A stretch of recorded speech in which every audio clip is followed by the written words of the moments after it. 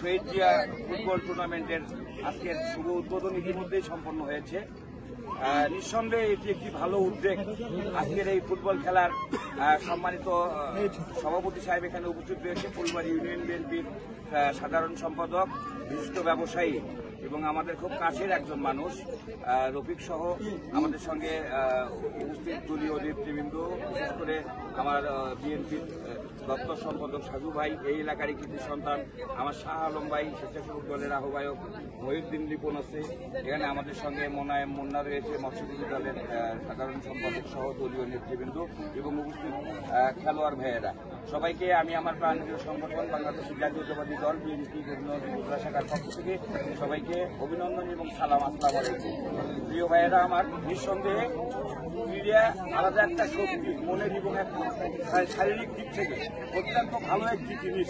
আমরা ইদানিং যেটি লক্ষ্য করি সেটা হচ্ছে বাজে সময় অপব্যবহার করা, অর্থাৎ মোবাইলে সময় ব্যয় করা এবং বাজে সঙ্গ দিয়ে ছেলেমেয়েদেরকে আসলে তাদের স্বাভাবিক জীবন থেকে তাদেরকে অন্য পথে ডাইভার্ট করা হয়, নিজেরাও অনেক সময় ডাইভার্ট হয় ইচ্ছার বিরুদ্ধে।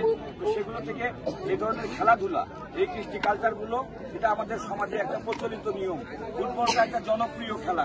ইতিমধ্যে বাংলাদেশ বিশ্বের মধ্যে ফুটবল, ক্রিকেট এবং ব্যাডমিন্টন এগুলো কিন্তু উল্লেখযোগ্য, মানে ক্রিকেটের মধ্যে খেলাধুলার মধ্যে উল্লেখযোগ্য খেলা। বিশেষ করে ফুটবলটা গ্রাম অঞ্চলে এটা অত্যন্ত জনপ্রিয় একটি খেলা।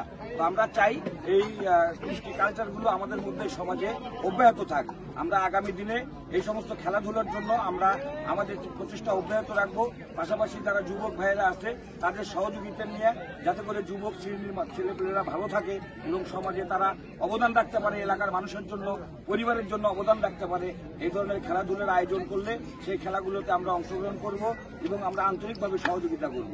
আমরা চাই আজকের এই খেলা সুষ্ঠু এবং শান্তিপূর্ণভাবে শুরু হয়েছে এবং শেষটাও হবে অত্যন্ত শান্তিপূর্ণভাবে।